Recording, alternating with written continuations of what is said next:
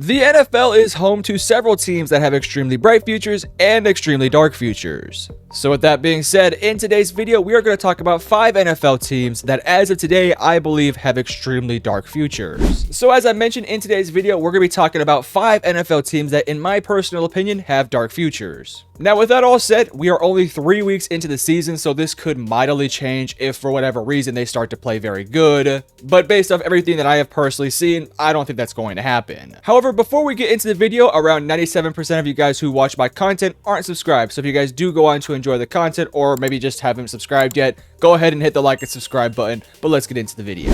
Coming in at number 5 is going to be the Miami Dolphins. Now the Miami Dolphins are on this list for several reasons, and that's because they have a bunch of major flaws that are really hard to overcome. We're going to skip the quarterback issue because I think that's what we're all thinking. We'll get there in a second. But one of their biggest major flaws is going to be on the offensive line. This is an offensive line that just is really bad, especially in the interior. It also doesn't help that this team doesn't have much cap space to work with to go out there and sign guys who can actually fix their offensive line. This is a bit of a top-heavy team where you have a lot of really good stars, but the nitty-gritty pieces like the interior of the offensive line and several other pieces aren't that good. And while yes, those can be fixed, it's also not an easy fix. It's also something that takes several years to actually overcome. And for a team like Miami that is looking to try and win a Super Bowl now, it's very hard to overcome those issues current year and moving forward for the next like 2 or 3 years. But then there's the bigger issue with this Dolphins team, and in my opinion, it's the one that made me put them in this video.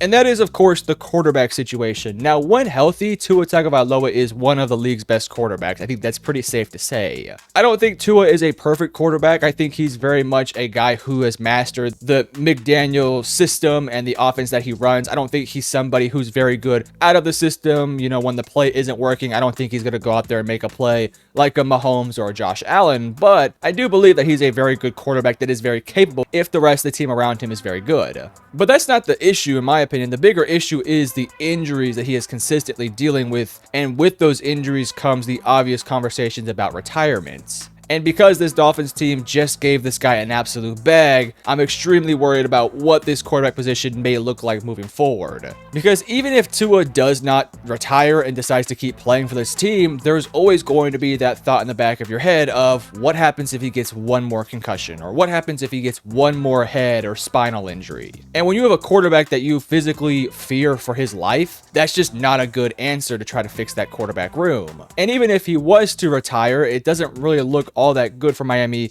in terms of their outlook at that position, because number one, you still have to pay the guy, but you also look at the future draft class and the future free agency classes of quarterbacks, and it's really not that good. I think this quarterback class is interesting with guys like Quinn Ewers, Shador, Carson Beck, Jalen Milroe, Cam Ward, so on and so forth, but I don't think any of those guys are better than like 4 or 5 of the first round picks we saw last year. I will say they are a good team, but I'm just extremely worried about their future because they're paying a lot of guys a lot of money. There's questions in the quarterback room, and this team has several depth chart issues that I am really worried about. Coming in at number 4 is going to be the Carolina Panthers. Now, I know Andy Dalton looked like vintage Andy Dalton last Sunday, but I'm still very worried for this team moving forward. And that's mainly because Bryce Young simply is not looking like the answer. Now, I want to come out here and put this initially before we get into any of that. I am a Bryce Young supporter. I am actively rooting for Bryce Young, and I really do want that young man to succeed. But unfortunately, from everything that we've seen on the field, it just isn't working right now. Whenever he gets on the field, it's like he's playing like somebody that we've never seen. And people were constantly putting the blame on the Panthers, and in some ways, I was doing the same thing as well. But then on Sunday, we saw Andy Dalton, who's a veteran quarterback who was making a lot of easy throws, go down the field,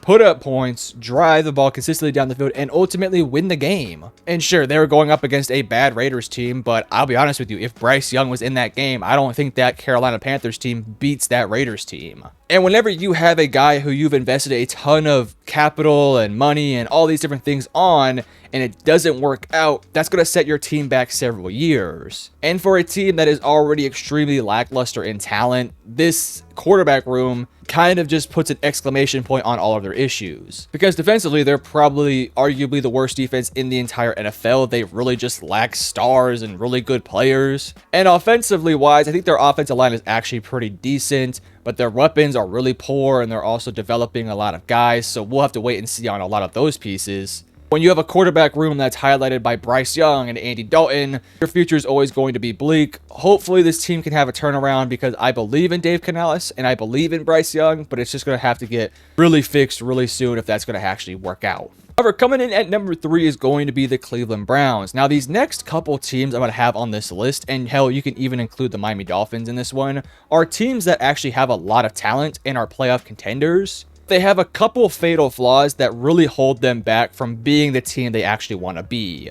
That's the exact case for the Cleveland Browns. Listen, this Browns team has a bunch of issues. They are, in my opinion, a championship caliber roster just outside of some of those issues. Because defensively speaking, it's still a really talented unit that has all pro level guys like Denzel Ward, Myles Garrett, some of their linebackers, their safeties are solid. I mean, this is a fantastic defense that gets the job done. And offensively, when healthy, you have a really solid offensive line. I know it's been bad to start the year because of injuries, but when healthy, it is a Super Bowl caliber offensive line, at least in my opinion. And then you have some really solid weapons with guys like Jerry Jeudy, David Njoku, and of course Amari Cooper. The one thing holding this team back is Deshaun Watson. He has been maybe the worst quarterback in the NFL. I think at this point he may have overcame somebody like Daniel Jones. Obviously, Bryce Young is worst, but he's not even a starter at this point, and I would much rather have Andy Dalton than Deshaun Watson, which is a major issue. When you've invested as much as this Browns team has invested in Deshaun Watson, and for it to not work out,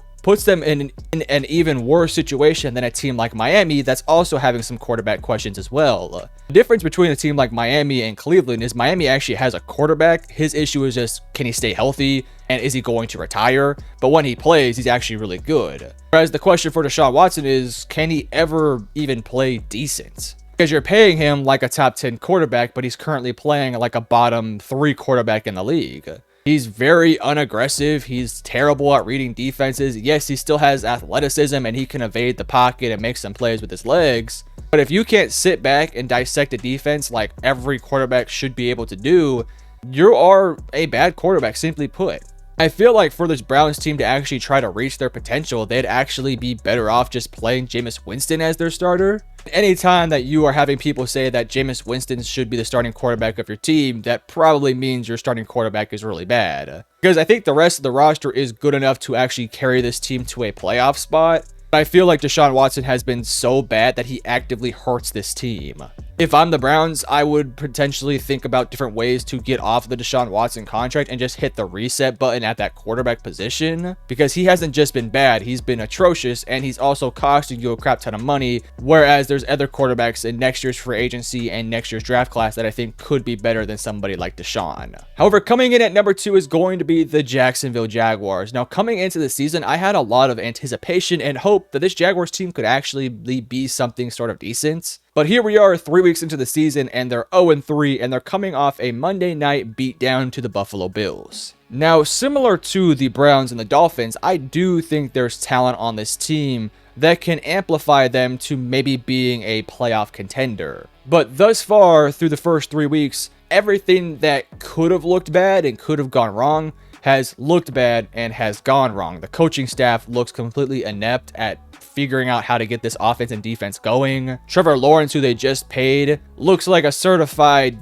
Daniel Jones. The weapons don't get much separation, even if I really am excited for Brian Thomas. And defensively, that defensive line that you've put a lot of money and capital into hasn't really panned out. Trayvon Walker hasn't been productive this year. Josh Hines-Allen hasn't really done much this year despite getting a big contract. Eric Armstead has looked good in spots, but it still hasn't been good. And when the rest of your defense, primarily in the secondary, is really not that good and not talented and doesn't have the depth, you're going to really struggle on the defensive side of the ball, and you're going to need your offense to sort of pick up the slack. The issue with this offense is that the offensive line really sucks. Trevor Lawrence hasn't played good at all, and they don't have a consistent run game that they can rely on. And when I say the offensive line sucks, I actually think they're pretty solid in pass protection. They're not great in pass protection, but they can hold their own. But when I tell you, if you guys actually like sit down and watch people break down the Jaguars film, their run blocking has got to be some of the worst run blocking I've ever seen. Now, I think in some ways you can blame the scheme that doesn't really highlight the strengths of the offensive line, but just in general, just watching that offensive line try to run block for Travis Etienne is ridiculously bad. I mean, that Bills team completely swallowed up Etienne the entire night. He was extremely ineffective, and he has been ineffective for most of the season. There are actually several runs where Etienne will get the ball and immediately try to get tackled, and he's going to go out there and make a guy miss and make some plays off of it. And that's not any goodness to the offensive line. That is just straight Travis Etienne making plays.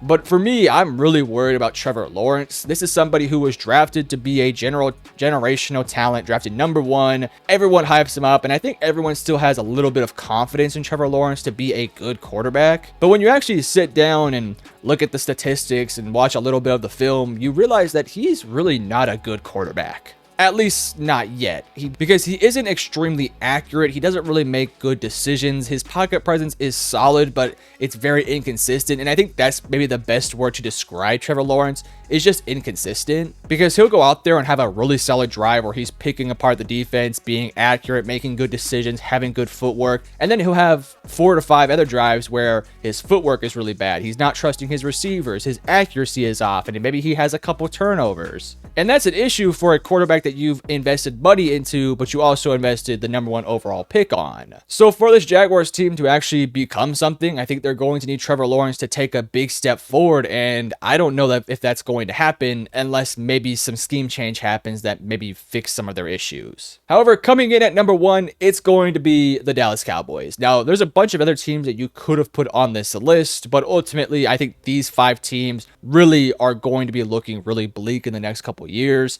And I think Dallas is one of those teams. Now, I have been on the defense of Dallas throughout most of the offseason, saying that they didn't have as bad of an offseason as a lot of people said they did. But now that the season has sort of come to fruition and all of the Dallas Cowboys issues have come to the, headlines and whatnot, yeah, they had a really bad offseason. And there's a couple people that we can highlight and blame as to talking about why this Cowboys team's future looks so bad. But I think the #1 person we have to put the blame on is Jerry Jones. I don't know what in this world he's thinking. I get it. You have to pay Micah. You have to pay CD. You got to pay Dak. Tyler Smith is going to need a contract soon. Deron Bland needs to get paid. You just paid Trevon Diggs. I get it. But when you have a team that, in my opinion, has the star power to win a championship, you have to surround these guys with at least competent play to get them to a championship contender. Right now, on the offensive side of the ball, they have quite literally, I think, like the 5th or 4th or even 3rd worst run game in the entire NFL. They haven't had a single game thus far through the first 3 weeks where they've even gotten 100 rushing yards. And you can't blame the offensive line, because the offensive line actually has been pretty good this year. Guyton is developing. I think he's going to be a good player, but the offensive line is pretty solid. But they have Rico Dowell, Ezekiel Elliott, Deuce Vaughn, and Dalvin Cook on the practice squad. And thus far, those guys have been pretty bad. I would actually say that I think Zeke has looked good in spots, but he's not getting a bunch of attempts. And even though I do think Dowell has some potential, he's definitely not a starter in the NFL. And when you have no run game, it puts all of the pressure on Dak Prescott and his shoulders. And unfortunately for Dak Prescott, he only has one go-to weapon in CeeDee Lamb that can consistently get separation. But outside of CeeDee Lamb, Brandon Cooks isn't Brandon Cooks anymore. He's not that good of a player. Jalen Tolbert is a good number 3 or 4 option, but he's also not a separator. And then there's Jake Ferguson, who I think is a really good tight end, but he's not a playmaker per se. And when you go through an offseason where your starting receiver, your one go-to guy, doesn't show up for training camp or OTAs and literally gets a contract extension 1 week before the season, that connection between him and the quarterback is just not going to be there. And that's just the offensive issues, which, by the way, is not the major issues for the Cowboys. The major issues are really on the defensive side of the ball. Because defensively speaking, this very well may be one of the worst defenses in the NFL, and I did not think I was going to say that. Now, their pass coverage-wise is really good. Deron Bland is going to come back and play like a star. Trevon Diggs is a great corner. Their safeties are really good in coverage. But that's not the Achilles heel of this defense. It's the simple fact that their run defense is horrendously bad. And that's for a couple reasons. Number one, they don't have the bodies up front to really stop the run. Micah Parsons is a fantastic pass rusher, but he's only like 240, 250 pounds. So run blocking against him is fairly easy. And their interior guys, their Osa Dikazuas, their Mozzie Smiths, their Jordan Phillips, they suck. They are absolutely bad against the run. I think Osa's good against, pass rushing, but run blocking, that's not really his forte. And Mozzie Smith, who they spent a first-round pick on last year, may very well be the worst defensive tackle in the NFL. And when I tell you guys that the Ravens, the Saints, and teams moving forward are going to be able to run the football on the Cowboys, they are, and they can control the time of possession. They can move down the field very easily, and they can get points very easily. And it just comes down to, can Dak Prescott on that offense put up enough points to be a other team that's going to be able to score 30 plus points? And because I don't think Dallas is going to be able to score 30 plus points on a nightly basis, I don't know where this team goes moving forward. And that's just for this year, but moving forward in the offseason, you got to pay Micah Parsons, so that's another $40 million a year plus. And then you're also going to have to figure out how you're going to pay your all-pro left guard Tyler Smith. Zach Martin might retire, so you're going to fill in that right guard spot. Oh, and you also have to fix your running back issues, your wide receiver issues, and your nose tackle issues. So to Jerry Jones, this is all your fault. You had one offseason to fix a bunch of issues, but you didn't do it, and now your team is absolutely abysmal for the first 3 weeks. But if you guys did enjoy the video, hit the like and subscribe button, and I love you guys. Peace.